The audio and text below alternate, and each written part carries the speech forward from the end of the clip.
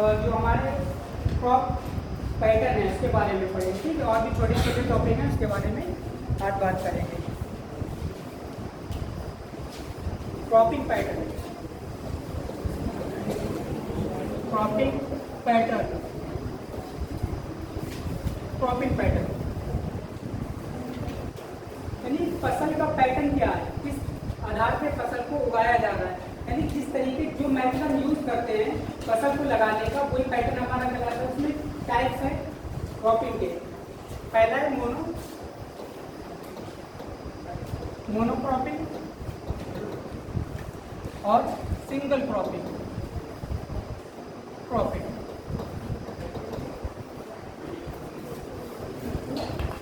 ये क्रॉपिंग एक टाइप है जिसमें क्या करा जाता है कि जो लैंड है उस पर एक साल में एक क्रॉप को एक ही बार क्या करा जाता है, उगाया जाता है।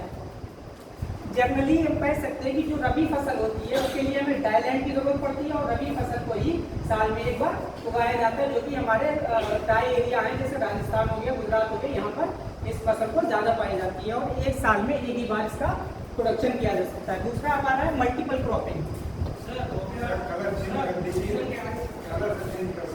Cropping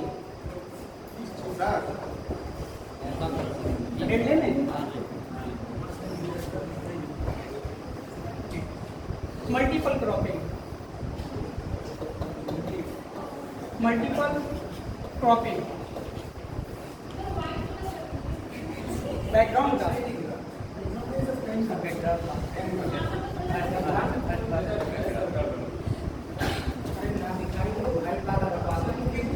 multiple cropping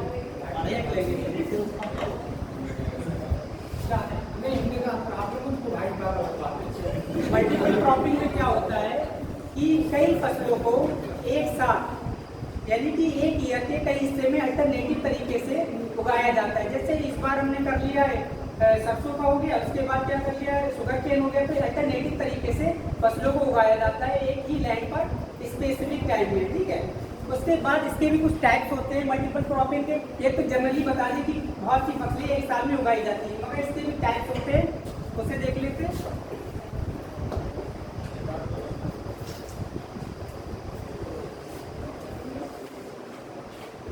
mix cropping, mix cropping, mix cropping इसमें क्या करा जाता है, जो हमारी क्रॉप्स हैं उन्हें मिक्स करके हार्वेस्ट किया जाता है, ठीक है। जैसे कि एक पहले तिहाई में क्या करा, कोई सी फसल उगा दी, दूसरी बार में दूसरी फसल, तीसरी बार तीसरी फसल, मगर इसमें कोई निश्चित पैटर्न नहीं होता है, जैसे एक सिस्टमेटिक तरीका नहीं होता है, किसी भी पैटर्न में से उगाया जा सकता है।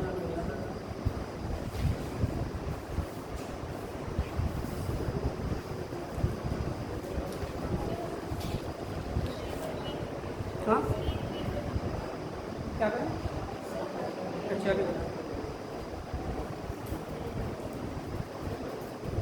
ठीक है। मिक्स क्रॉपिंग क्या होती है, इसमें कोई डेफिनेट पैटर्न नहीं होता, क्रॉप्स को उगाने का कोई भी डेफिनेट पैटर्न नहीं होता है, किसी भी पैटर्न में से उगाया जा सकता है, मगर मिक्स होंगी, यानी कि एक इस बार यूज कर ली, सेकेंड टाइम में दूसरी, तीसरी बार में तीसरी, से हम अल्टरनेटिव तरीके से क्या करते हैं, उगाते हैं। दूसरा हमारा टाइप्स है इंटरक्रॉपिंग। इंटरक्रॉपिंग, इंटरक्रॉपिंग में क्या होता है कि फसलें जो हैं डिफरेंट टाइप्स की क्रॉप को प्रोड्यूस किया ही जाता है, मगर इसमें एक निश्चित पैटर्न होता है। फॉर एग्जांपल उन्होंने क्या किया कि ये रो बना दी, इसमें ये वाली फसल होगी, अगली रो हो गई, इसमें दूसरी फसल, अगली रो हो गई, उसमें दूसरी फसल, यानी एक निश्चित पैटर्न को फॉलो किया जाता है इसमें इंटरक्रॉपिंग में। इंटरक्रॉपिंग के भी 2 टाइप्स होते हैं। फर्स्ट है हमारा रो क्रॉपिंग, इसके 2 पार्ट होते हैं इंटरक्रॉपिंग के। रो क्रॉपिंग, रो क्रॉपिंग, ठीक है। और सेकंड होता है हमारा मैनेज क्रॉपिंग, स्ट्रिक्ट क्रॉपिंग,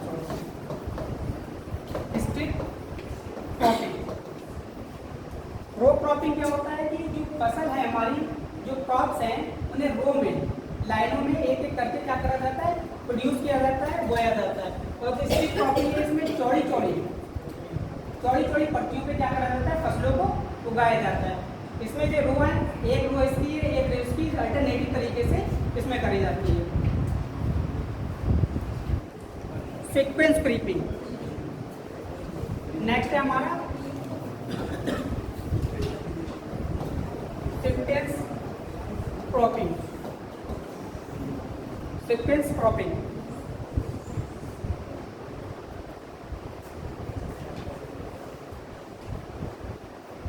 जो सीक्वेंस क्रॉपिंग होती है, इसमें क्या करा जाता है, इसमें एक क्रॉप जो होती है जब हार्वेस्ट कर दी जाती है तो दूसरी क्रॉप को क्या करा जाता है, बोया जाता है।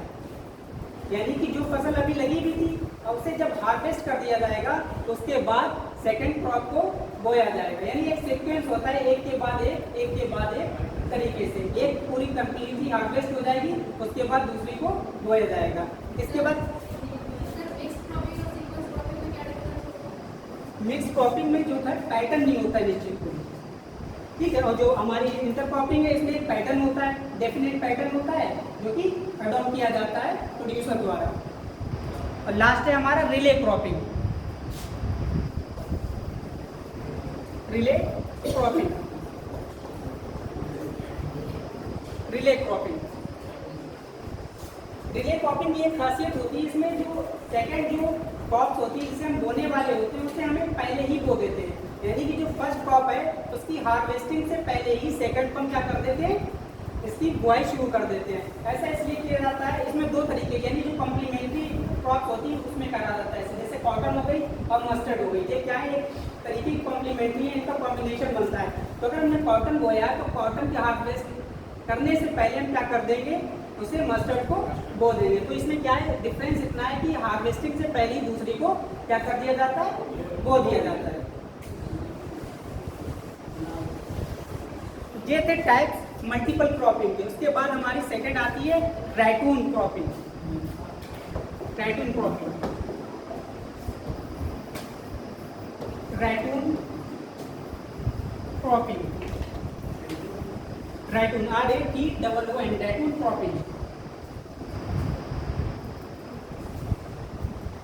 इसकी खासियत ये है, जब एक फसल को हार्वेस्ट किया जाता है तो उसका जो लोअर पार्ट होता है, लोअर पार्ट से थोड़ा सा ऊपर करके क्रॉप को कट करा जाता है। फॉर एग्जाम्पल अगर जो शुगर कैन बोया हुआ है तो शुगर कैन इतना हिस्सा छोड़ के उस बाकी ऊपर वाले हिस्से को हार्वेस्ट कर दिया गया, तो ये बचा हुआ जो हिस्सा है ये क्या होता है, रिप्रोड्यूस हो जाता है अपने आप, ठीक है, फिर से ग्रो कर जाता है। तो इस तरीके के पैटर्न को क्या कहते हैं, रैटून क्रॉपिंग। इसमें काय की बचत होती है, पहली बार जो हमारे सीड्स हैं उनकी जरूरत दोबारा नहीं पड़ती है, ठीक है। हमारे फर्टिलाइजर्स की बचत होती है, वाटर की बचत होती है, बहुत तरीके की चीज़ों की हमारी इसमें बचत हो जाती है। इसके अलावा क्या होता है, जो रीप्रोड्यूस होता है, रीग्रो होती है हमारी फसल, उसमें क्या होता है, उसका प्रोडक्शन होता है कम होता है। जैसे जैसे हम इसका यूज़ करते जाएंगे वैसे वैसे जो प्रोडक्शन मिलता जाएगा नेक्स्ट ग्रोइंग से वो क्या है, कम होता चला जाएगा। ये आपका शुगर कैन हो गया, इसमें शुगर कैन, बनाना, ठीक है। दो आप एग्जाम्पल लिखिए, शुगर कैन और banana.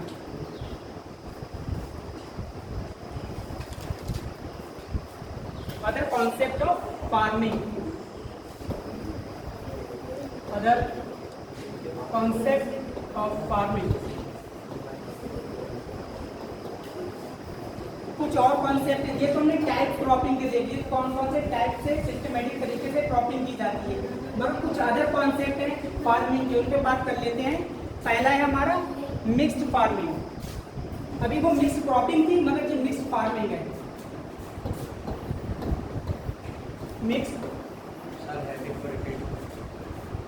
Other concept of farming, mixed farming.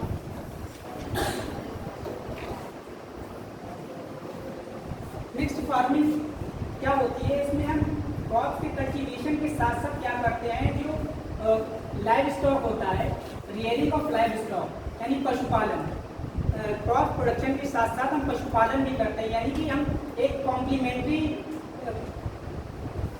तरीका अपनाते हैं जिससे क्या दोनों एक दूसरे पे डिपेंडेबल हैं। जीडीपी का या फिर जो एग्रीकल्चर का पार्ट है, कुछ शेयर कौन शेयर करेगा, कुछ पार्ट करेगा हमारा लाइव स्टॉक, ठीक है, दूसरा क्या करेगा, बाकी करेगा हमारा क्रॉप प्रोडक्शन का पार्ट, उसे शेयर करेगा। तो इसमें क्या क्या होता है, हमारा क्रॉप प्रोडक्शन होता है, protection plus rearing of livestock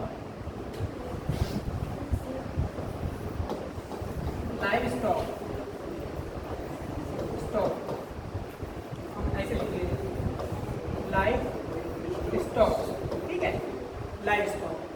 तो यानी पशुपालन भी किया जाता है और खेती भी की जाती है, दोनों डिपेंडेबल होते हैं और दोनों अपना कंट्रीब्यूशन देते हैं जीडीपी में।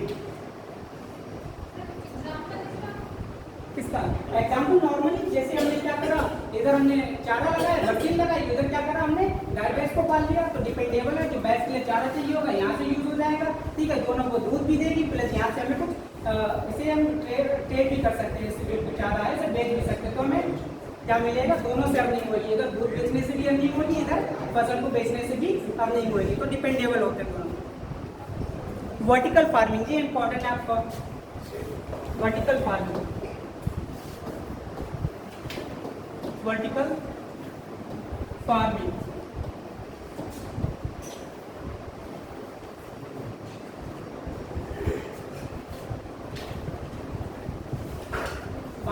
वर्टिकल फार्मिंग क्या है? इसमें क्या करा जाता है, आर्टिफिशियल एटमॉस्फेयर को जनरेट किया जाता है किसी क्रॉप को प्रोड्यूस करने के लिए, और ये कहाँ करी जाती है, इंडोर्स होती है, इंडोर्स फार्मिंग होती है, यानी कि बाहर खेत फील्ड में नहीं की जाएगी, किसी एक इंडोर स्टेडियम होगा या फिर एरिया होगा, वहाँ पे इसे क्रॉप किया जाता है। इसके लिए आर्टिफिशियल लाइट की व्यवस्था की जाती है, जितना भी एटमॉस्फेयर बनाया जाता है वो सब आर्टिफिशियल होता है, ठीक है। इसमें कौन सा मेथड यूज किया जाता है, सॉइल लेस होती है, इसमें मट्टी का यूज नहीं होता है। क्या कर सकते हैं, हाँ, मतलब सॉइल लेस होती है, इसमें सॉइल का यूज नहीं करते हम प्रोडक्शन में, ठीक है। कौन कौन सी होती है, हम इसके मेथड्स क्या हैं, यानी कि कौन सी, हाइड्रोपोनिक्स कौन से मेथड पे यूज करती है, hydroponics, hydroponics, aquaponics, aquaponics, aeroponics, इन तकनीकी पे ये काम करती है। हाँ, मशरूम आ गया, जो इंडोर फार्मिंग में जितनी भी चीजें आती हैं मशरूम आता है ज़्यादातर, ठीक है, और भी चीजें आती हैं। Hydroponics, aeroponics and aquaponics. Hydroponics क्या है, हाइड्रोपोनिक्स में आर्टिफिशियल कंडीशन करी जाती है, जिसमें मट्टी के स्थान पर रेत का यूज किया जाता है, कभी कभी छोटे छोटे पत्थरों का यूज किया जाता है फार्मिंग के लिए, तो यहाँ पे ऐसे फार्मिंग की जाती है। एक्वापोनिक्स मतलब जो वेस्ट होता है, एक्वाकल्चर से जो वेस्ट होता है उसे फर्टिलाइजर्स के रूप में यूज किया जाता है, जैसे मरी की मछली वगैरह वगैरह फर्टिलाइजर्स के लिए। एरोपोनिक, इसमें क्या होता है, जो रूट्स होती हैं क्रॉप की उसे हवा में लटकी रहती है, ठीक है, उसे कैसे न्यूट्रिएंट्स दिए जाते हैं, मिस्ट के द्वारा, एक धूल के द्वारा उसे क्या करा जाता है, फर्टिलाइज किया जाता है, यानी वो हवा में लटकी रहती है। तो ये 3 टेक्निक अपनाई जाती है वर्टिकल फार्मिंग में। नेक्स्ट है आपका khazan farming, khazan farming system, khazan farming system.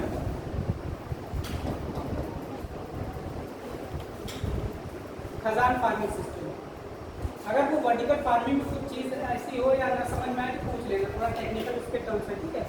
Khazan farming क्या है, ये गोवा के जो निचले भाग है, जो जहाँ पे बाढ़ आती रहती है, ठीक है, वहाँ पर इस तरीके की फार्मिंग को किया जाता है। इसके ये कौन सी टेक्निक पे डिपेंड करती है, टोपो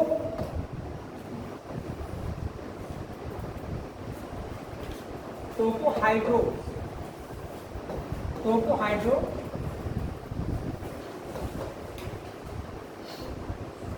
टोपो hydro engineered aqua agro aquaculture, ये इस टेक्निक पे काम करता है।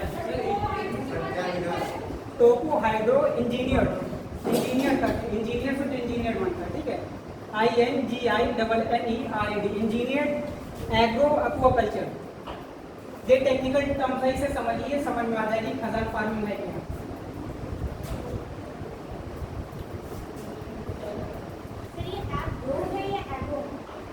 Agro, AGRO, agro. थोड़ी राइटिंग खराब है, ठीक है। तो टोको का मतलब होता है एक मुहाना, ठीक है, एक मुंह। हाइड्रो का मतलब वाटर, पानी, यानी कि पानी के आने के लिए एक रास्ता इंजीनियर, यानी कि उसे मैनेज किया गया, ऐसा रास्ता मैनेज किया गया है जिस रास्ते से पानी अंदर आ सके, ठीक है, ऐसा रास्ता है, ठीक है। तो उसमें क्या होता है, जब ये पानी उसमें मुहाने में घुसता है और जब दोनों तरफ लेवल बराबर हो जाता है तो क्या होता है कि गेट अपने आप बंद हो जाता है और मतलब फार्मिंग का जो जितनी इरिगेशन की रिक्वायरमेंट थी वो पूरी हो जाती है। एग्रो एक्वाकल्चर इसलिए यहाँ पे खेती भी की जाती है प्लस एक्वाकल्चर भी होता है, तो यानी कि मिक्स्ड एक तरीके का डिपेंडेबल चीज़ें हैं कि एग्रो यहाँ पे खेती भी हो रही है प्लस एक्वाकल्चर का काम भी हो रहा है। और ये किस पे डिपेंड है, जिस सैलिनेशन को भी ध्यान में रखता है और टाइड्स को भी ध्यान में रखता है, क्योंकि जो पानी इसमें आता है इरिगेशन के लिए वो टाइड्स के द्वारा आता है प्लस सॉल्ट होता है, तो इसलिए किस पे डिपेंड है, सॉलिनेशन और टाइड्स पे डिपेंड है। लास्ट है zero budget farming. Zero budget farming, इसका नाम जीरो बजट है मगर जीरो से कुछ रिलेशन नहीं है इसका। एक प्रकार का ये क्या है, ऑर्गेनिक फार्मिंग का तरीका है, जो कि एक महाराष्ट्रियन एग्रीकल्चरिस्ट थे, इनका नाम था सुभाष पालेकर। सुभाष पालेकर, सुभाष पालेकर, पालेकर। इन्होंने क्या करा था, इस टेक्निक को सजेस्ट किया था 1990s में, ठीक है। ये तरीके का ऑर्गेनिक फार्मिंग का मेथड है जिसे सजेस्ट किया था सुभाष पालेकर, जो कि महाराष्ट्रियन एग्रीकल्चरिस्ट थे 1990 में। इसके जगह पे आपकी जो ग्रीन रेवोल्यूशन था, जो कि बहुत ज़्यादा केमिकल फर्टिलाइजर का यूज़ कर रहा था, उसके साइड इफेक्ट आ रहे थे, उसकी जगह पर इन्होंने कंटिन्यूटिव मेथड बताया था फार्मिंग का। तो ये कुछ फार्मिंग के मेन मेथड्स हो गए। उसके बाद चलते हैं ऑर्गेनिक फार्मिंग। जितने भी मतलब जो भी क्रॉप को ग्रो करते हैं वो ऑर्गेनिक तरीके से करते हैं, बस इतना है। Organic farming, organic organic farming, organic farming तो आपको पता ही होगा कि केमिकल्स फर्टिलाइजर का यूज ना करके ऑर्गेनिक तरीके से क्या करा जाए, क्रॉप को ग्रो किया जाए, ठीक है। ये ऑर्गेनिक फार्मिंग में हम क्या करते हैं, पेस्टिसाइड्स का यूज नहीं करते हैं, केमिकल फर्टिलाइजर का यूज नहीं करते हैं, ना ही क्या करते हैं ग्रोथ हार्मोन्स का यूज करते हैं, ठीक है। ये किसी भी तरीके का यूज ना करके हम सारे तरीके के जो भी फर्टिलाइजर यूज चाहिए होते हैं वो हम ऑर्गेनिक तरीके से यूज करते हैं, यानी कि जो गोबर हो गया वगैरह वगैरह, और जो फसलें और हमारी कट जाती हैं उनका जो वेस्ट बचता है उसे यूज करके हम क्या करते हैं, फार्मिंग करते हैं।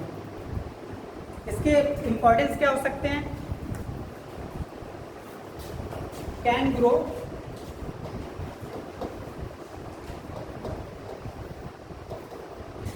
मल्टीपल क्रॉप,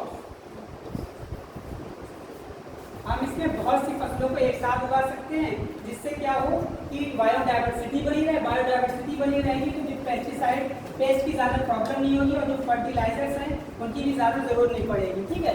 तो कई फसलों को वहाँ पे ग्रो कर सकते हैं। उसके बाद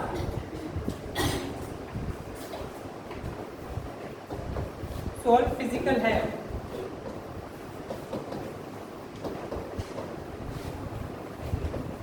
सोयल की जो फिजिकल हेल्थ है वो भी बनी रहती है, क्योंकि यहाँ पे केमिकल फर्टिलाइजर का कोई यूज कर नहीं रहा है।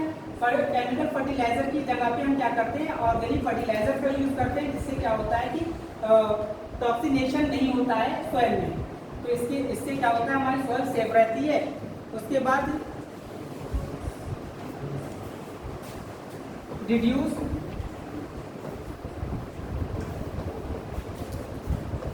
ऑफ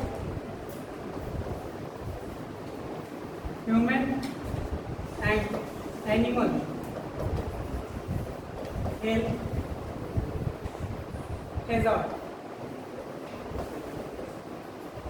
यानी कि जो जानवरों और इंसानों के हेल्थ पे बुरा प्रभाव पड़ता है, साइड इफेक्ट पड़ता है, उससे क्या है, इससे हम रिड्यूस कर सकते हैं by adopting organic fertilizers and avoiding the chemical fertilizer. Chemical fertilizer को जी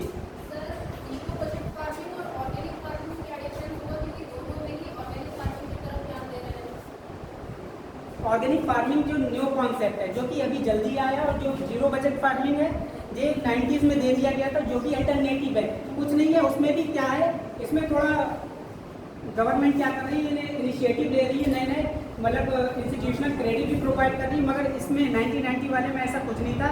यानी कि मेन मेथड अगर डिफरेंस देखेंगे तो कुछ नहीं था, केवल ऑर्गेनिक फर्टिलाइजर को ही यूज़ करना था, यानी परंपरागत तरीके से हमें खेती करने था।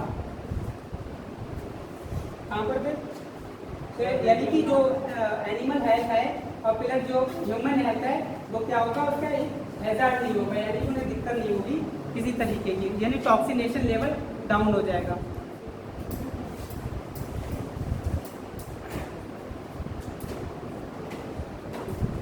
प्रिवेंशन ऑफ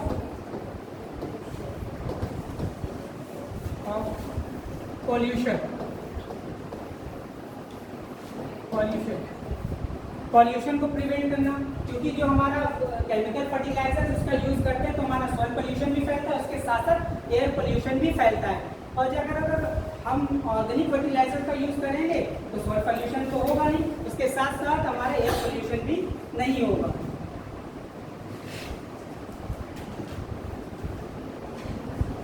लास्ट हमारा पॉइंट है लेस यूज ऑफ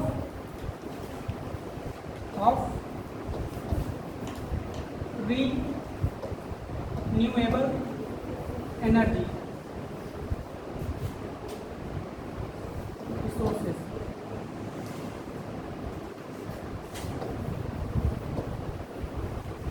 resources, ठीक है। Less use of renewable energy resources. Renewable क्या होते हैं? नॉन रिन्यूएबल, सॉरी यहाँ पे गलत लिख दिया, नॉन रिन्यूएबल, ठीक है। नॉन रिन्यूएबल यानी कि जिसे रिन्यू ना करा जा सके, जैसे हमारा कोयला हो गया, हमारा पेट्रोलियम हो गया, ये क्या कर सकते हैं, रिन्यू नहीं कर सकते, तो उनका क्या करें, कम यूज़ करें। कम यूज़ कैसे होगा? जब हम ऑर्गेनिक की तरफ मूव करेंगे तो हम क्या करेंगे, केमिकल चीज़ों का कम यूज़ करेंगे और इनकी कम यूज़ होगा। जैसे कि फ्यूचर के लिए हम इन चीज़ों को सेव कर सकते हैं। ये कुछ नहीं है कटा हुआ, ठीक है। रिसोर्सेज, अच्छा, ऑर्गेनिक फार्मिंग को गवर्नमेंट जो है 2 स्कीम के थ्रू प्रमोट कर रही है। पहली स्कीम है आपकी mission organic, mission organic value chain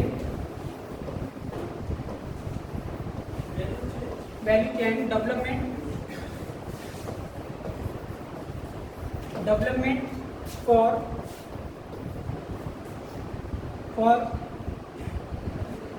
north eastern region, ठीक है। एक पहली स्कीम ये हो गई mission organic value chain development for north eastern region. इसकी शॉर्ट फॉर्म ऐसे लिख सकते हैं MOVCD एंड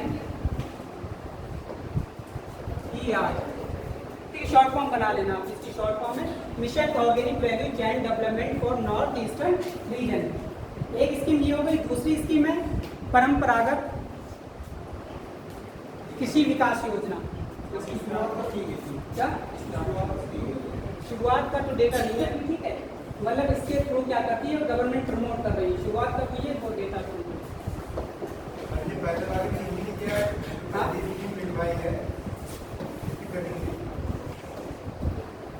परंपरागत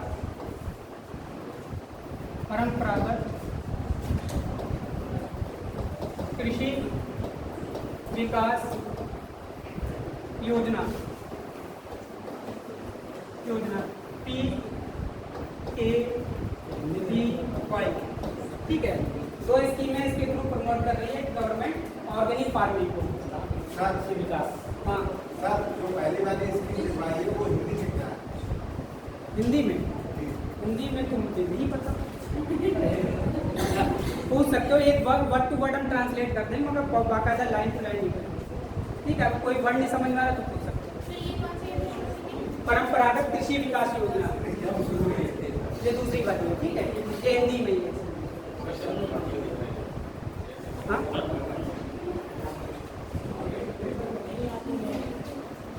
contract farming,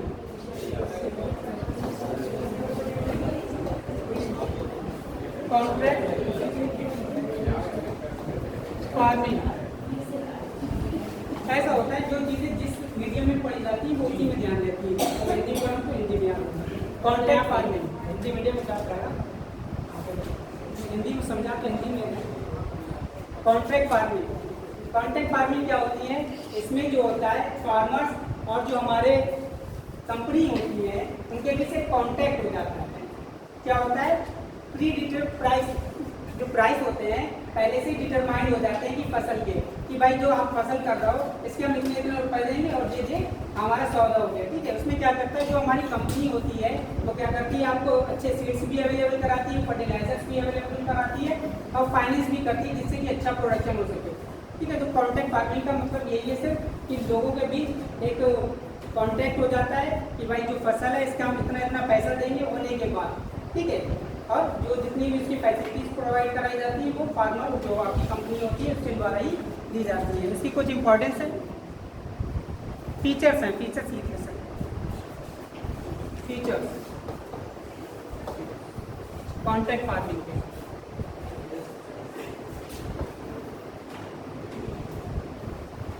access to new and reliable market, reliable market, access to new and reliable market। इसमें क्या होता है, जो फार्मर्स होता है उसके लिए एक न्यू प्लेटफॉर्म तैयार होता है प्लस एक नई मार्केट तैयार होती है इन फॉर्म्स ऑफ कंपनी, क्योंकि वो कंपनी क्या है उसे खरीदने के लिए तैयार, अभी वो क्या करता था जगह जगह बेचता था, जाके मार्केटों में जाता था, उसके लिए नई कंपनी तैयार है जो उसका सामान खरीदने के लिए तैयार और पहले से उसे पैसा बता दिए गए जैसे कि एमएसपी में किया जाता है, ठीक है। Access to new and reliable market, विश्वसनीय मार्केट, ठीक है। दूसरा हमारा गया economies of scale, economies of scale,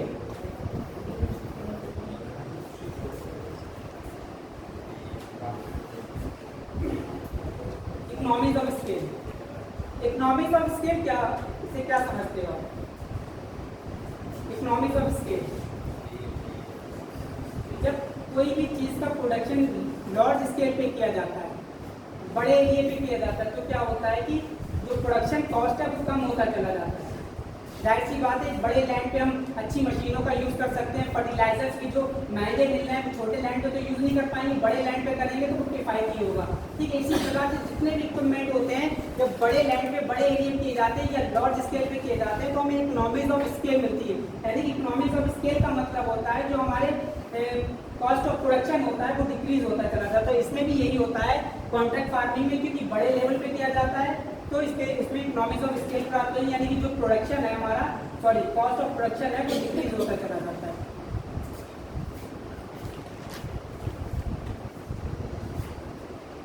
ensuring quality product,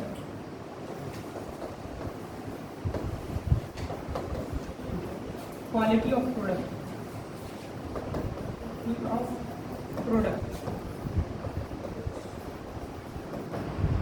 ensuring quality of product, यानी कि जो क्रॉप है उसकी क्वालिटी जो होती है वो भी इंश्योर हो जाती है, क्योंकि आपको फंड करने वाला कोई है, आपके पीछे कोई है। यानी कि जो आपकी कंपनी है जिसने आपका लैंड को बाय कर या फिर आपकी जो क्रॉप्स है, फ्यूचर क्रॉप्स है, उसे उसने बाय करा तो उसके लिए वो अच्छे फर्टिलाइजर यूज कर आपको देता है, आपको इरिगेशन की अच्छी व्यवस्था करवाता है, आपको फंड करता है, तो क्या है क्वालिटी ऑफ प्रोडक्ट भी जो होता है वो अच्छा होता है। जाहिर सी बात है, अच्छे फर्टिलाइजर्स यूज होंगे, अच्छे इक्विपमेंट यूज होंगे तो हमारी क्वालिटी और क्वांटिटी दोनों इंप्रूव होगी, तो ये भी चीज़ होती है इसमें। इंफॉर्मेशन क्या कह सकते हैं, technical information, technical information, technical information,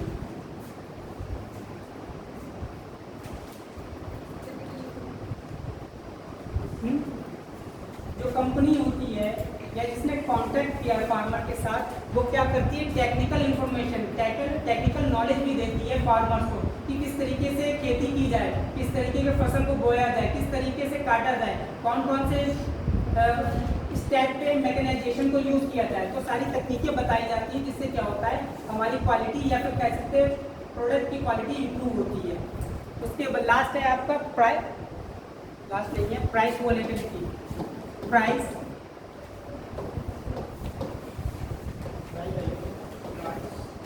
लिटी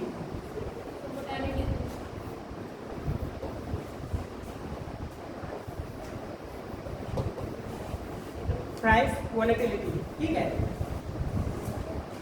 यानी कि कीमत अस्थिरता।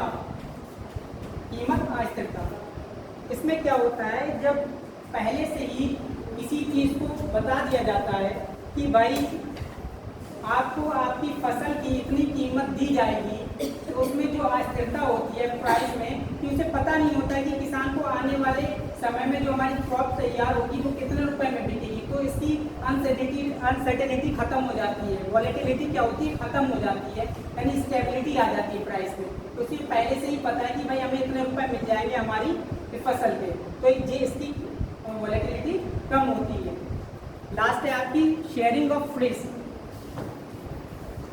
Sharing of risk, risk sharing कैसे होती है, जो हमारा कंपनी है प्लस जो प्रोड्यूसर है, अगर इन केस बाढ़ आ जाती है या फिर सूखा पड़ जाता है या फिर किसी और वजह से क्रॉप क्या होती है, बर्बाद हो जाती है, तो जो इसका रिस्क है वो डिस्ट्रीब्यूट हो जाता है between the farmers and company, ठीक है, दोनों में बराबर बराबर डिस्ट्रीब्यूट हो जाता है, तो रिस्क भी कम हो जाता है। तो इस तरीके में कह सकते हैं कि कॉन्ट्रैक्ट फार्मिंग किसी भी फार्मर्स के लिए अगर सारी कंडीशनें समान रही तो एक अच्छा उपाय हो सकता है। चैलेंजेस क्या हैं, इसके कुछ चैलेंजेस भी हैं। अगर कॉन्ट्रैक्ट फार्मिंग के लिए कुछ फार्मर्स राजी नहीं हो रहे हैं, यानी अभी एमएसपी वाला जो मुद्दा था कहीं ना कहीं कॉन्ट्रैक्ट फार्मिंग से ही जुड़ा हुआ था, ठीक है, वो क्यों नहीं राजी हो रहे हैं, चैलेंजेस क्या हैं इसके।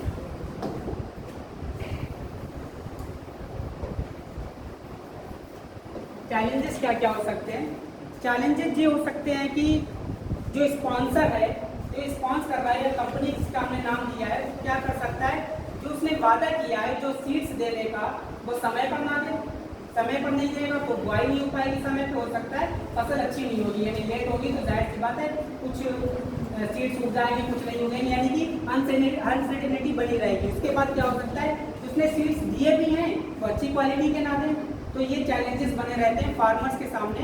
अगर ऐसा कुछ हुआ तो उसे नुकसान उठाना पड़ेगा। दूसरा है आपका, जो फार्मर्स होते हैं उन्हें कभी कभी क्या होता है, लिखित में कॉन्ट्रैक्ट नहीं दिया जाता है, ऐसी ओरली कह दिया जाता है या वर्बल रूप से कह दिया जाता है कि हमारा तुम्हारा ये कॉन्ट्रैक्ट है और लिखित रूप में नहीं दिया गया। तो इससे क्या होता है, जो पावर्स होती है फार्मर्स के पास उसे मिली होती है, कॉन्ट्रैक्ट के थ्रू वो अच्छे से उसका यूज नहीं कर पाता है, उसे नुकसान उठाना पड़ता है उसमें। लास्ट वन इज तो क्वालिटी, क्रॉप से पहले ही वो कॉन्ट्रैक्ट हो जाता है कि जी हम फीड का प्रोडक्शन आप कर रहे हो, कि हमारा जो है तालमेल बन जाता है। तो इसमें सीड्स कैसे भी मिले, उसमें कोई दिक्कत नहीं है क्यों? सर, जब हमारा नहीं, तो उसमें हम एक चैलेंज और बता रहे हैं ना, उससे क्लियर हो जाएगा कि जो क्वालिटी ऑफ प्रोडक्ट होता है वो किसके द्वारा डिटरमाइंड होता है, स्पॉन्सर के द्वारा। अब वो देखता है कि क्वालिटी उसके हिसाब की नहीं है, तो वो क्या करता है, पैसा देते समय उस पर मैनिपुलेट कर सकता है, जो धोखेबाजी वाली बात है। पैसे तो सब कॉन्ट्रैक्ट में लिखा होता है, तो मैनिपुलेट कर सकता है और वो पैसा जो तय था उससे कम पैसा दे सकता है। तो ये चीज़ें कुछ चैलेंजेस हैं कॉन्ट्रैक्ट फार्मिंग के, ठीक है, जिसके लिए फार्मर्स जो होते हैं जल्दी राजी नहीं होते। दूसरा टॉपिक है कोऑपरेटिव फार्मिंग।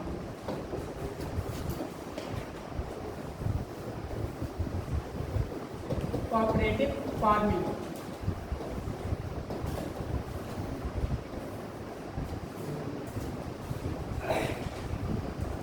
कोऑपरेटिव फार्मिंग क्या होती है कि जैसे कोऑपरेटिव बैंक होती है उसी तरीके से कोऑपरेटिव फार्मिंग होती है। इसमें क्या होता है, कुछ फार्मर्स जो छोटे फार्मर्स थे, उनके पास लेस देन 1 हेक्टेयर से जो भूमि या बहुत छोटे टुकड़े थे, अगर उस पर वो खेती करते हैं तो उनका प्रोडक्शन ऑफ कॉस्ट बहुत ज़्यादा आता, तो उनको क्या करते हैं, एक गुड़ बना लेते हैं, ठीक है, यानी कि एक सहकारी रूप से मिलजुल कर एक अपने लैंड को मिला लेते हैं और उस पर सहकारी रूप से खेती करते हैं, यानी कि कोऑपरेटिव रूप से फार्मिंग करते हैं, जिससे क्या होता है उनकी मैन पावर भी बढ़ जाती है, उनका फाइनेंशियल जो बैकग्राउंड होता है वो भी मजबूत हो जाता है, कि सबका पैसा मिलकर ज़्यादा पैसा बन जाता है, जो लेबर्स होती है वो भी इंक्रीज हो जाती है, इरीगेशन के जो मेथड्स होते हैं वो भी इंक्रीज हो जाते हैं। तो क्या कह सकते हैं कि एक मेथड है जिसमें सारे फार्मर मिलकर अपनी लैंड, अपनी लाइव स्टॉक, अपने पैसे और अपनी जो इरीगेशन के मेथड्स हैं और लेबर है उसका सबको मिलाकर एक साथ यूज करते हैं, जिससे ज़्यादा प्रोडक्शन हो सके, ठीक है, अच्छी क्वालिटी का प्रोडक्शन हो सके, और जो प्रोडक्शन होता है उसके बाद ये इक्वली डिस्ट्रीब्यूट हो जाता है। किस तरीके से डिस्ट्रीब्यूट होता है? जितना लैंड आपने दिया, जितना लेबर आपने लगाया और जितना लाइव स्टॉक आपने लगाया, यानी जितना पशुधन आपने लगाया, जितना लेबर लगाया, श्रम लगाया और जितना पैसा लगाया और जितना लैंड है, उसके अकॉर्डिंग आपको शेयर डिस्ट्रीब्यूट कर दिया जाता है। जिसका ज़्यादा होगा उसे ज़्यादा मिलेगा, जिसका कम होगा उसे कम मिलेगा। तो ये कोऑपरेटिव फार्मिंग हो गई। कोऑपरेटिव फार्मिंग के जिस समझ में आ गई कोऑपरेटिव फार्मिंग, इसमें कुछ फर्म है उसकी बता देते हैं आपको। एक है फार्मर प्रोड्यूसर ऑर्गेनाइजेशन, FPO। ये एक बहुत बड़ा कोऑपरेटिव फर्म है बना हुआ, ठीक है। इसमें क्या नाम है इसका? Farmer producer organisation, FPO। दूसरा है आपका farmer producer company, FPC, farmer producer organisation, farmer producer organisation. ये क्या है? ये बहुत से फार्मर से मिलकर बना हुआ एक संगठन है। दूसरा क्या है आपका? Farmer producer company. ये क्या है? हाइब्रिड है, इसके बीच between the farmers and company. ये हाइब्रिड फॉर्म है, इसमें फार्मर्स भी हैं और कंपनी, दोनों क्वालिटी पाई जाती है। Mechanisation of agriculture next topic है।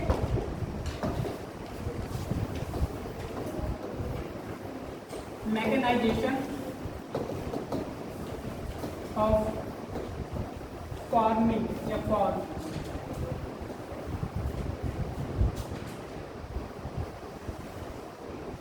या एग्रीकल्चर कर सकते हैं। हाँ,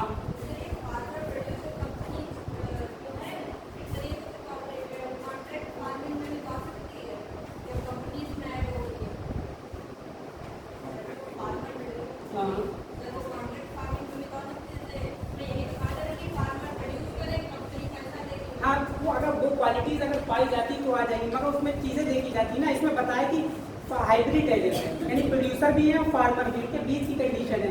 यानी कि एक हाइब्रिड का मतलब कोई एक अपनी कुछ क्वालिटी नहीं होती है। संकर, कोई अगर संकर क्वालिटी है, संकर व्यवस्था की अपनी कोई स्पेसिफिक क्वालिटी नहीं होती, तो जो बीच की एक कंडीशन है। Mechanisation of agriculture.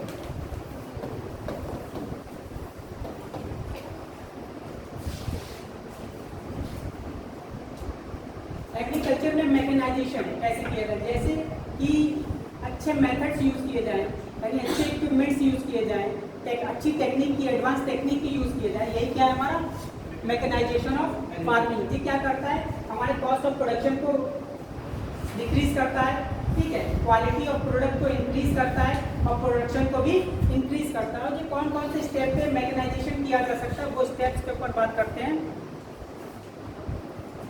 During seed bed preparation, कहाँ पे मैकेनाइजेशन का यूज किया जा सकता है? During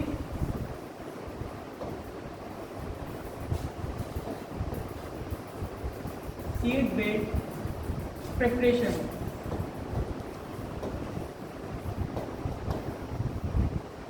during seed bed preparation, यानी कि खेती करते समय कौन कौन से स्टेप है जहाँ पे हम मैकेनाइजेशन का यूज़ कर सकते हैं, तकनीकी का यूज़ कर सकते हैं। तो सीड बेड, जब हम मेड़ तैयार करते हैं, यानी बीज को बोने के लिए मेड़ तैयार करते हैं। अगर हम खुरपी से मेड़ बनाना है तो कितना समय लगेगा? ज़्यादा लेबर लगेगी, ठीक है, ज़्यादा समय लगेगा। अगर हम वही मेड़ किससे बना रहे हैं, ट्रैक्टर से बना दे रहे हैं, तो कम समय लगेगा और जल्दी काम हो जाएगा। तो सीड बेड कहाँ पे मैकेनाइजेशन का यूज यहाँ पर भी किया जा सकता है, सीड बेड बनाते समय का। और दूसरा कहाँ पे किया जा सकता है? During sowing, during sowing, SOWIN, यानी कि बीज बोते समय, बीज बोते समय क्या कर सकते हैं? टेक्निक का यूज कर सकते हैं, मैकेनाइजेशन का यूज कर सकते हैं, जिससे क्या हो सकता है? जो एप्रोप्रिएट जगह है, जितनी गहराई में बीज जाना चाहिए उतनी गहराई में जाएगा, और जो प्रॉपर जगह है और जितनी डिस्टेंस होना चाहिए एक सीड से दूसरे सीड्स के बीच में वो प्रॉपरली होगी, जिससे क्या होगा हमारी जो फसल है क्रॉप है वो अच्छी क्वांटिटी में अच्छी क्वालिटी में होगी और एक अच्छे तरीके से होगी। ठीक है, तो यहाँ पे मैकेनाइजेशन का यूज़ कर सकते हैं। Third one is during weeding and plant protection. During weeding and plant protection.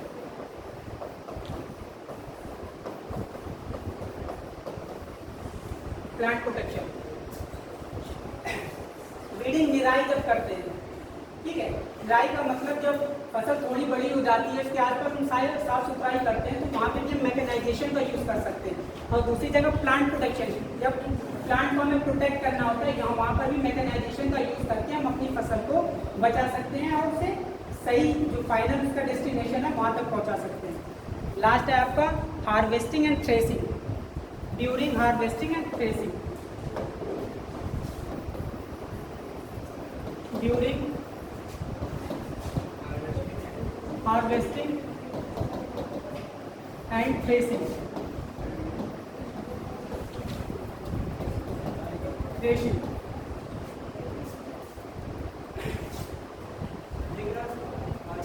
Harvesting and threshing, THRESHING, threshing. जब फसल तैयार होगी उसे हार्वेस्ट करना है। अब हाथ से कटाई करवाओगे भाई 15 दिन लगेंगे और प्लस लेबर फोर्स भी ज़्यादा लगेगा। अब हमने क्या करा, कंपाइन मंगाई और हार्वेस्ट करा दिया, मैकेनाइजेशन का यूज़ किया, पैसा भी कम लगेगा। इसमें दो चीज़ें आती हैं, अगर आपका लैंड थोड़ा छोटा है तो जी यहाँ पे प्रोसेस काम नहीं करेगा, तो वहाँ पे आपको बहुत महंगा पड़ जाएगा। तो बड़ा एरिया है वहाँ पे हम मैकेनाइजेशन का यूज़ करते हैं, वहाँ पे भी हमारी किफ़ायती साबित होती है। और थ्रेसिंग, जब उसे हम थ्रेस करते हैं, फसल बनी तैयार है उसे हम अलग करते हैं, यानी गेहूँ को उसकी बालियों से अलग करते हैं, थ्रेस करते हैं, तो वहाँ पे भी हम क्या कर सकते हैं, मशीन का यूज़ कर सकते हैं। तो काम पहले हाथ से भी होता था, हाथ से होगा ज़्यादा समय लगेगा, कुछ जो सीड्स हैं वो चले भी जाएंगे उसके साथ, घास के साथ। मशीन का यूज़ करेंगे तो सारे सीड्स भी निकलेंगे, कम समय में भी निकलेंगे और किफ़ायती भी होंगे। तो ये सारे प्रोसेस अपना सकते हैं मैकेनाइजेशन में। ठीक है, उसके बाद कुछ चीज़ें हैं इसमें मैकेनाइजेशन का यूज़ करके क्या क्या फ़ायदे हो सकते हैं कि भाई हमारा इनपुट्स बच सकते हैं, जो हम फर्टिलाइजर्स यूज़ कर रहे हैं, चीज़ें यूज़ कर रहे हैं वो कम लगेंगी, हाथ से यूज़ करेंगे तो ज़्यादा लगेंगी, उसके साथ हमारा समय बचेगा। ठीक है, और भी बहुत सी किफ़ायती चीज़ें हमें मिलेंगी। उसके बाद लास्ट है कि स्टेटस क्या, करंट स्टेशन क्या है मैकेनाइजेशन का इंडिया में या फिर वर्ल्ड में। इंडिया में जो मैकेनाइजेशन यूज़ हो रहा है इन एग्रीकल्चर सेक्टर वो है 40 to 45%, यानी कि जो टोटल एग्रीकल्चर लैंड है उसके केवल 40 से 45% पे मैकेनाइजेशन को यूज़ किया जा रहा है, जो कि ये तो बहुत एडवांस हो गई टेक्नोलॉजी। नहीं हो सकता है भाई, मैंने हम देख सकते हैं कि कोई जानवर ना घुसे, मगर ये बहुत एडवांस हो गया, खर्चीला बहुत हो जाएगा। हाँ हो सकता है, बहुत खर्चीला हो जाएगा, हो सकता है विदेशों में हो। ठीक है, दूसरा क्या है USA, नहीं अच्छी बात है 95%। USA में मैकेनाइजेशन कितना यूज हो रहा है, 95% का। ब्राज़ील में कितना है, ब्राज़ील में 75%। और चाइना में मैकेनाइजेशन कितना यूज हो रहा है, चाइना में कितना हो रहा होगा, गैस करिए। 100, 50, 55, 85, 80, 25, 95। इतने अभी एडवांस नहीं है, ज़्यादा सोचिए 75, 57%। ठीक है, तो दिखाता ज़्यादा है जी। एग्रीकल्चर सेक्टर है, मगर जो प्रोडक्शन सेक्टर है वहाँ पे बहुत ज़्यादा मैकेनाइजेशन हो रहा है, क्योंकि वही तभी तो इतनी कम चीज़ें, सस्ती चीज़ें।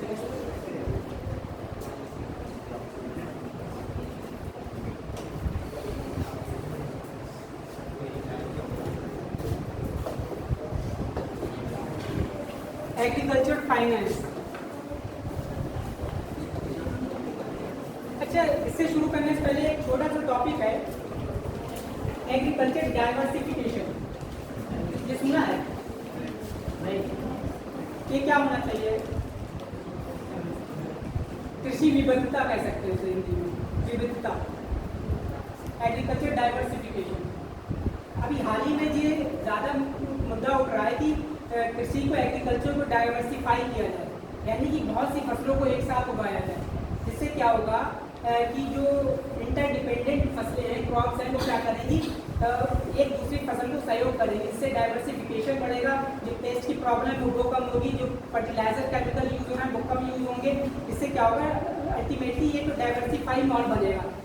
ठीक है, प्रोटेक्टिंग, उसमें एक इंडेक्स आती है 0 से 1 तक, यानी कि इसमें जो 0 को होगा उसके वहाँ पे एग्रीकल्चर में डाइवर्सिफिकेशन सबसे कम होगा, और जो 1 के करीब होगा वहाँ एग्रीकल्चर में डाइवर्सिफिकेशन बहुत ज़्यादा होगा। एक इंडेक्स अभी इकोनॉमिक सर्वे निकला था इंडिया का 2016-17 का शायद था, मुझे डेट एग्जैक्टली याद नहीं है। तो उसमें कुछ स्टेट है जहाँ पे डाइवर्सिफिकेशन सबसे ज़्यादा है इंडिया में। सबसे ज़्यादा डाइवर्सिफिकेशन है कर्नाटका में। कर्नाटका में डाइवर्सिफिकेशन है सबसे ज़्यादा, जो इंडेक्स में उसका 9.3 के आसपास रैंक है, 0.93 के पास। ठीक है, और दूसरा सबसे लोएस्ट जो रैंक है वो है उड़ीसा का। उड़ीसा, उसके ऑन डाइवर्सिफिकेशन 0.34 के आसपास। उड़ीसा के बाद आता है यहाँ छत्तीसगढ़ का।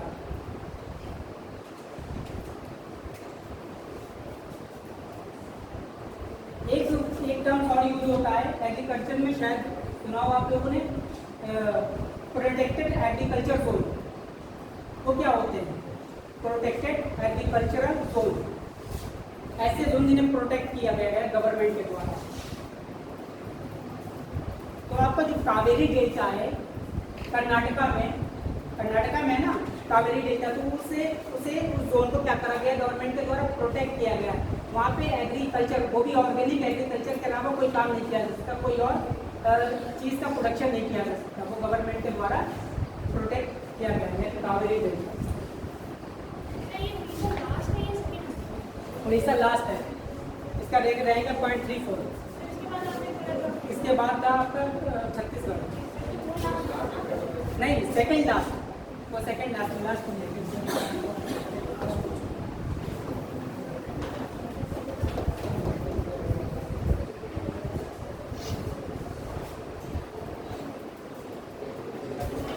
Agricultural finance.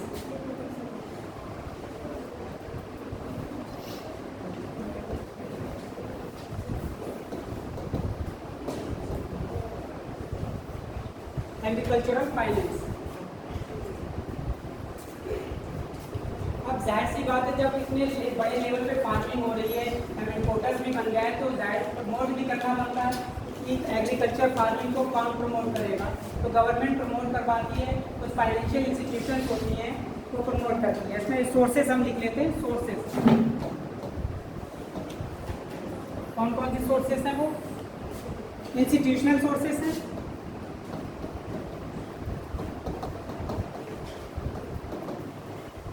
इंस्टीट्यूशनल, और दूसरी है non institutional.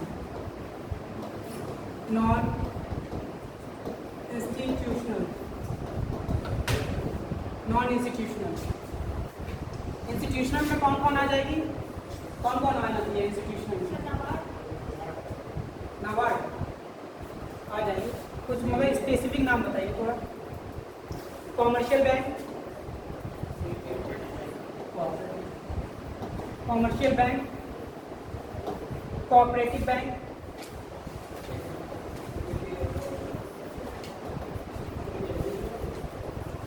Bank, last one RRBs, RRB यानी rural regional bank.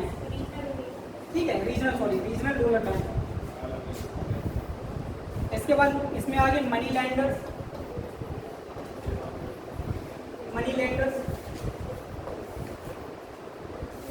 Land law,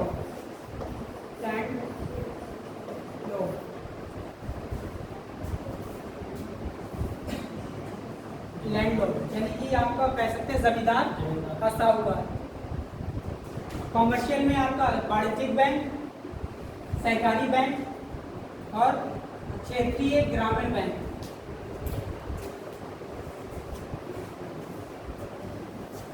commercial bank भी दो पार्ट्स होते हैं। कौन कौन से पार्ट होते हैं कॉमर्शियल बैंक? कौन कौन सी होती है? पढ़ा है।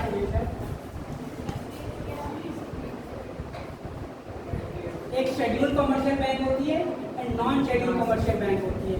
शेड्यूल कमर्शियल बैंक जिनका एक्ट 1934 में जिक्र किया गया वो कमर्शियल बैंक होती है। नॉन कमर्शियल बैंक जिनका जिक्र आरबीआई के एक्ट 1934 में जिक्र नहीं किया गया है।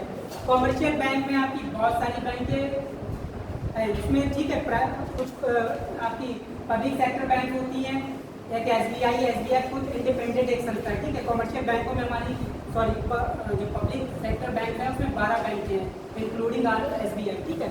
और नॉन कमर्शियल बैंक में हमारी और बैंकें आ जाती हैं। इसमें बात कोऑपरेटिव बैंक है। कोऑपरेटिव बैंक वो होती हैं जो डिस्ट्रिक्ट लेवल पे भी होती हैं, स्टेट लेवल पे भी होती हैं और क्षेत्रीय लेवल पर भी होती हैं। आरआरबीज क्या है? जैसे हमारा उत्तर प्रदेश ग्रामीण बैंक, ये वाली बैंकें क्या होती हैं? आरआरबीज में आती हैं जितने भी उत्तर प्रदेश। अभी बता दूँ, तुझे समझ में आ गया कि ये सारी बैंकें होती है। मनी लैंडर्स क्या है? जो हमारे साहूकार हैं वो भी लोन देते हैं, वो लैंड लोन जो जमींदार होते हैं वो भी। आगे बात करेंगे इस पर। अभी इसे क्लासिफाइड कर देंगे कॉमर्शियल बैंक को, फिर बताएंगे कि शॉर्ट टर्म लोन क्या होते हैं, लॉन्ग टर्म लोन क्या होते हैं। कोऑपरेटिव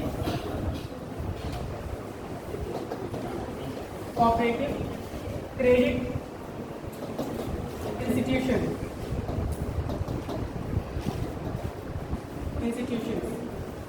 इसमें क्या आ जाती हैं आपकी? एक रूरल कोऑपरेटिव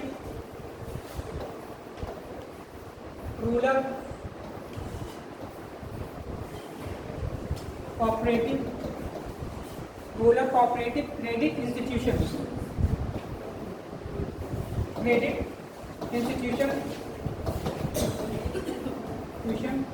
और अर्बन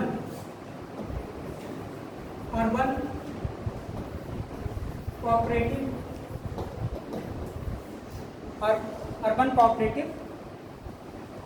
बैंक, ठीक है। ये फर्दर डिवाइडेड होती हैं 3 पार्ट्स में। पहली हो गई state cooperative bank, state cooperative bank. दूसरी हो गई district cooperative bank,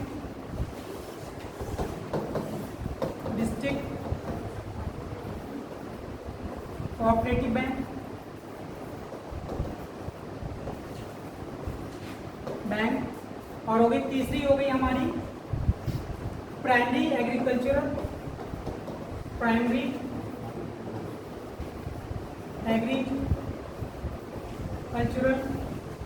credit societies.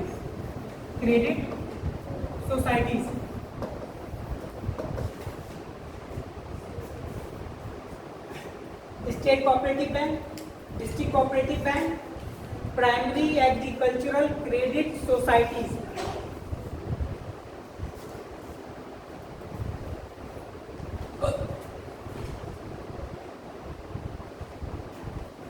ये किससे रिलेटेड है सब? जो शॉर्ट, ये जितनी 3 इंस्टीट्यूशन है जितनी देती है शॉर्ट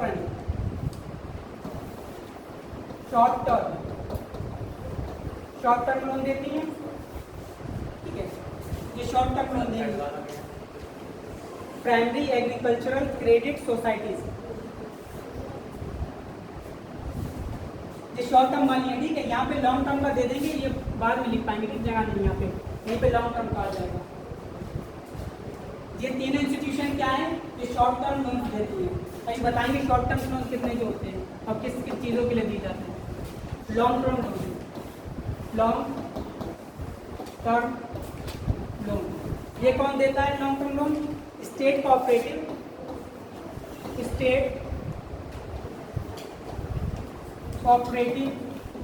एग्रीकल्चरल लॉन्ग टर्म वाले, ठीक है, जो लॉन्ग टर्म लोन देते हैं। Agricultural credit, agricultural and rural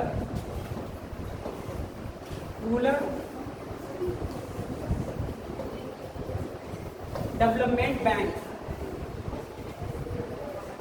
ठीक है, एक ये होगी इंस्टीट्यूशन आपकी लॉन्ग टर्म लोन दे रही है, state cooperative agriculture and rural development bank. दूसरी क्या होगी, सेम लिख लेना, यहाँ पे खाली कर लेना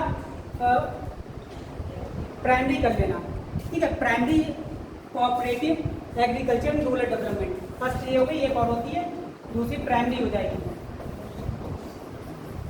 प्राइमरी, बाकी फुल नेम सेम रहेगा। ठीक है, क्लासीफाई किया था हमने किसमें, आपकी एक अर्बन बैंक हो गई, cooperative bank and rural bank. जो रूरल वाली है वो दो में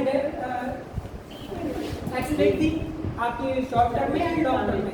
शॉर्ट टर्म में आपकी 3 थी जो बताई थी, और लॉन्ग टर्म में आपकी ये 2 है। एक ये है state cooperative agriculture rural development bank, second है प्राइमरी, बाकी पूरा नाम सेम यही रहेगा।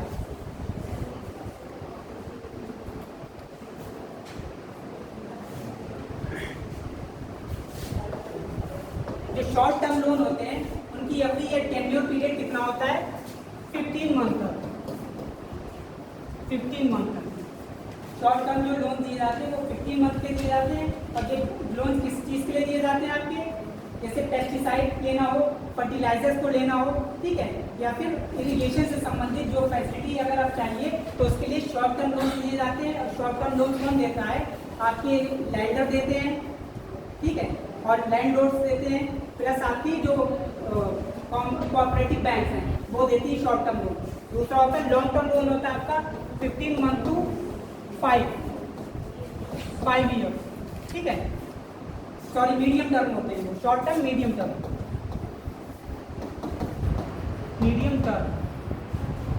मीडियम टर्म के लोन होते हैं। इसकी अवधि होती है 15 मंथ टू 5 ईयर। फिर होता है आपका लॉन्ग टर्म लोन। ये हाँ, ये किस चीज़ के लिए दिए जाते हैं, इसलिए दिए जाते हैं जैसे जो इक्विपमेंट होते हैं, एग्रीकल्चरल इक्विपमेंट होते हैं, उनके लिए, या जो आपके वेल्स होते हैं उनको रीबिल्ड करने के लिए। फॉर एग्जांपल कुएं थे वो डिस्ट्रॉय हो गए, उसके रिबिल्डिंग करना है तो उसके लिए लोन दिए जाते हैं। प्लस जो आपके बड़े बड़े इक्विपमेंट हो गए उसके लिए, जैसे ट्रैक्टर हो गया, आपका थ्रेसर हो गया, उसके लिए जाके मीडियम टर्म लोन दिए जाते हैं। और ये कौन कौन देता है, लैंडलॉर्ड दे देते हैं आपके साथ, मनी लैंडर्स दे देते हैं, कोऑपरेटिव बैंक देते हैं, प्लस कॉमर्शियल बैंक भी देते हैं। ये वाले लोन कॉमर्शियल बैंक भी देते हैं। उसके बाद लॉन्ग टर्म लोन होते हैं, ये किसके लिए जाते हैं, जब हम पूरा मेथड ही चेंज कर रहे होते हैं, एग्रीकल्चर का पूरा मेथड चेंज कर रहे हैं। फॉर एग्जांपल हम अभी परंपरागत जो कृषि थी उससे हटकर हम क्या कर रहे हैं, वर्टिकल फार्मिंग को चूज कर रहे हैं। अब क्या हमें एटमॉस्फेयर पूरा चेंज करना है तो उसके लिए लॉन्ग टर्म लोन दी जाती है। और ये देती है हमारी कौन सी बैंक है, जो हमने लास्ट में 2 बैंकें बताई हैं, ठीक है, ये देती है लॉन्ग टर्म लोन। क्या टाइम पीरियड बताया तो आपको 5, हम नहीं बताया, 5 ईयर से अबव,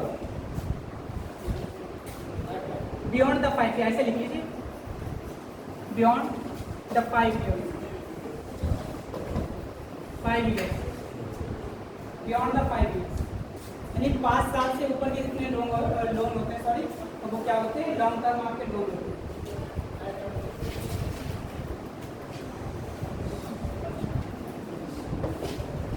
अब यहाँ पे क्वेश्चन ये होता है कि जो लोन दिए जा रहे हैं, तो इंस्टीट्यूशनल लोन दिए जा रहे हैं, फिर नॉन इंस्टीट्यूशनल लोन।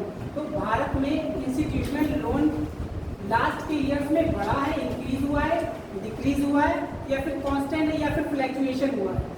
तो डायरेक्ट क्वेश्चन क्या हुआ है, इंक्रीज हुआ है। एक एग्जाम्पल बताइए कैसे इंक्रीज हुआ है, कुछ है एग्जाम्पल, कुछ डेटा हो, डेटा से बता सकते हैं, एग्जाम्पल टू डेटा यूज कर सकते हैं, नहीं है मतलब एक अंदाजे के मुताबिक बड़ा होता है। हाँ फिलहाल सही है, बड़ा ही है। इंस्टीट्यूशनल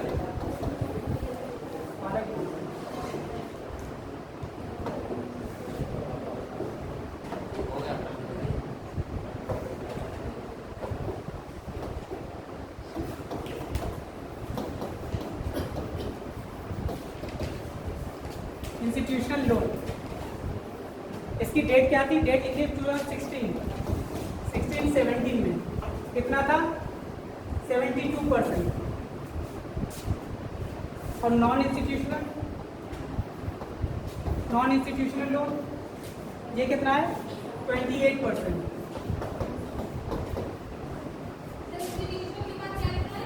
नॉन इंस्टीट्यूशनल मैं शॉर्ट में कर दिया नॉन इंस्टीट्यूशनल लोन। हाँ लोन है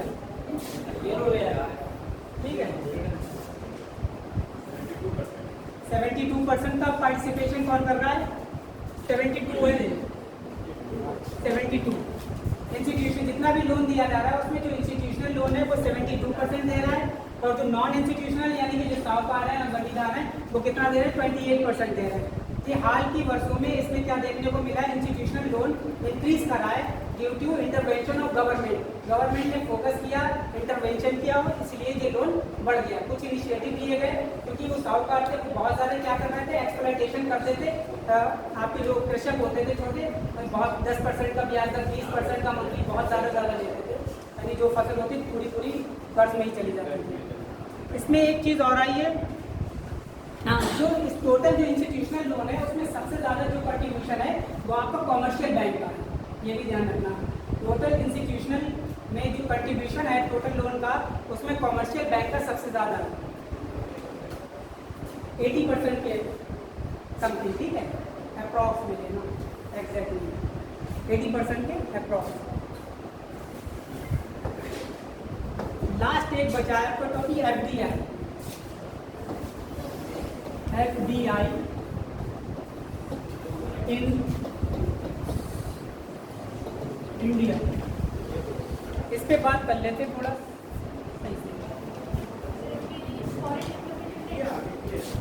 India. FDI in India FDI क्या होता है फॉरेन डायरेक्ट इन्वेस्टमेंट। क्या बताया था आपने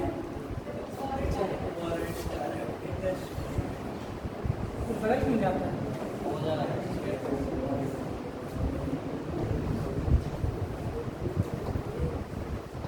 फॉरेन डायरेक्ट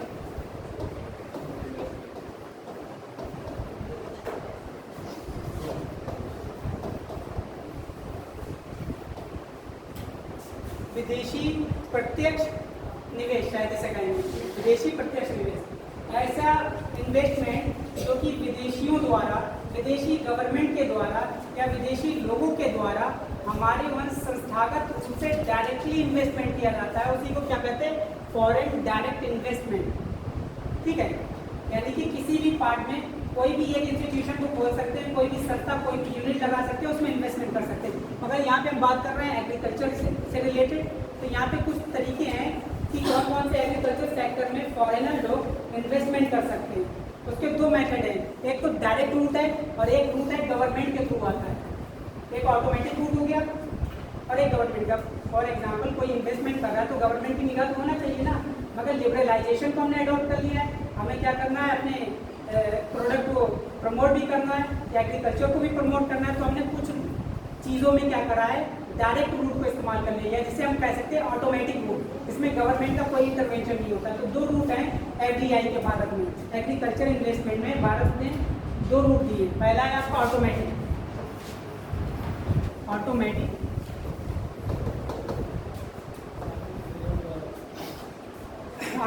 रूट ठीक है। इसमें क्या होता है कोई भी फॉरेनर गवर्नमेंट भी हो सकती है फॉरेन ठीक है कोई एक इंडिविजुअल भी हो सकता है। अगर वो इन्वेस्टमेंट करना चाहे तो उसे कोई भी प्रायर परमिशन लेने की ज़रूरत नहीं है ना तो गवर्नमेंट से ना ही RBI से ना कोई ऐसी ऑथोराइज संस्था से जो कि परमिशन देती हो। वो डायरेक्ट जहाँ भी इन्वेस्टमेंट करना चाहे कर सकता है। दूसरा रूट है आपका गवर्नमेंट थ्रू गवर्नमेंट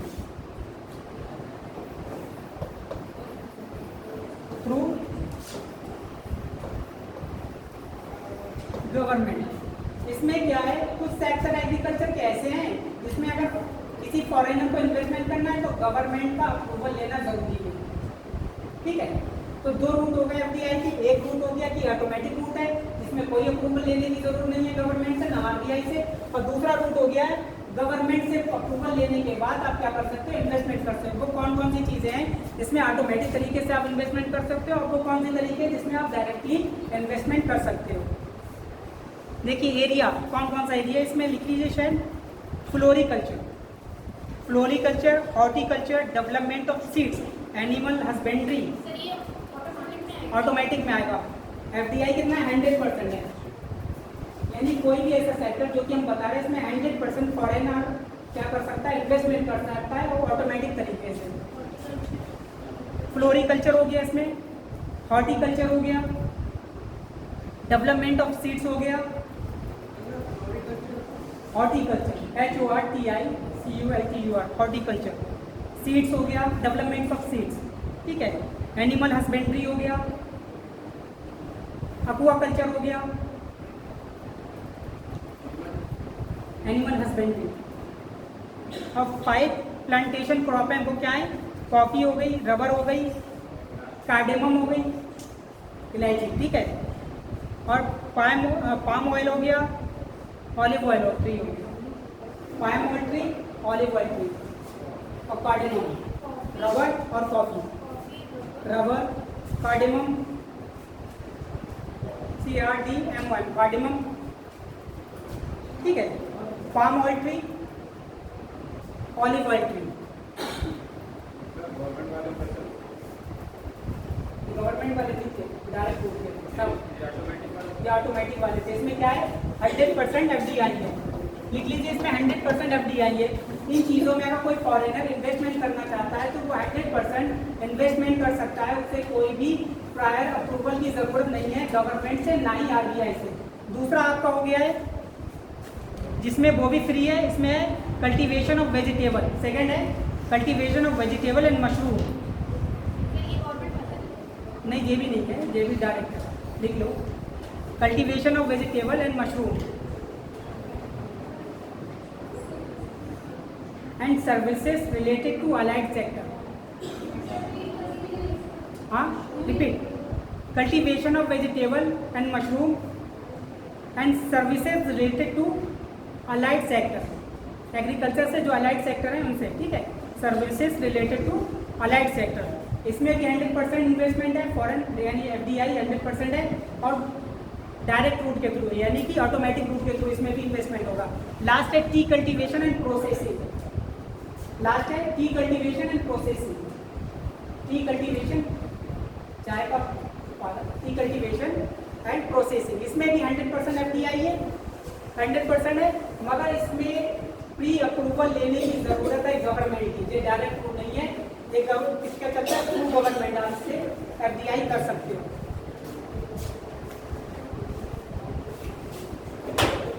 अब कोई दिक्कत हो तो पूछ सकते हो, टॉपिक हुए